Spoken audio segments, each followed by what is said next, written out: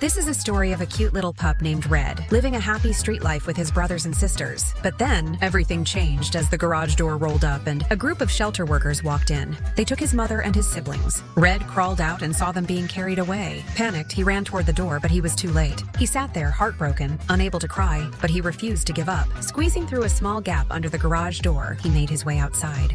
The world was loud, big, and scary. A car nearly hit him. He wandered for hours. His tiny stomach was growling. He spotted some pigeons pecking at food. His mouth watered. Slowly, he crept closer, then jumped. He caught a biscuit, but the pigeons were faster. They snatched it back. Frustrated, Red barked, trying to sound fierce. That's when an old man noticed him. And from that moment on, Red's life would never be the same. That same day, a little girl named Loli wanted a pet. She walked into a strange pet store. Inside, she saw the usual cute animals, but also some very odd ones. The shop owner, the same old man who found Red, stepped forward. He saw Loli's excitement and knew exactly which pet to show her. As she climbed the stairs, Red peeked out with his big, adorable eyes. Loli gasped. She felt in love with the pup and wanted to take Red home right away. But her uncle shook his head. No dogs allowed in their apartment. He politely refused. Heartbroken, Loli left, but she wasn't ready to give up. She searched online for the pet store, but it was nowhere to be found. Just then, she heard a noise from her backpack. Carefully, she unzipped it. Red was inside. She was shocked and thrilled. She hugged him tight.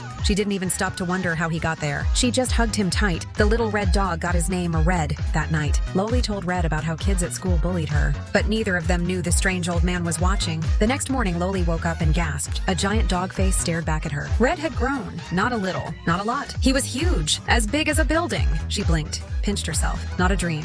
Red wagged his tail, excited. He jumped onto her bed. Crack! It snapped in half! Before she could react, he grabbed a pillow to play. But he was too big. Each movement shook the whole room. The noise woke her uncle. He rushed in and froze. Loli quickly explained. This was the same tiny Red from yesterday. Her uncle took a deep breath. He calmed down. But they had a bigger problem now. Their apartment didn't allow dogs, and definitely not giant ones. Then, knock knock! It was the water meter man, Tyson. Thinking fast, Loli tossed a slipper to distract Red and shoved him into the bedroom. Tyson checked the meter. Meanwhile, in the room, Loli's uncle desperately tried to keep Red quiet, but Red was too happy. His giant tail wagged, shaking the whole building. Tyson squinted. What was that? Loli's uncle panicked. I was practicing martial arts.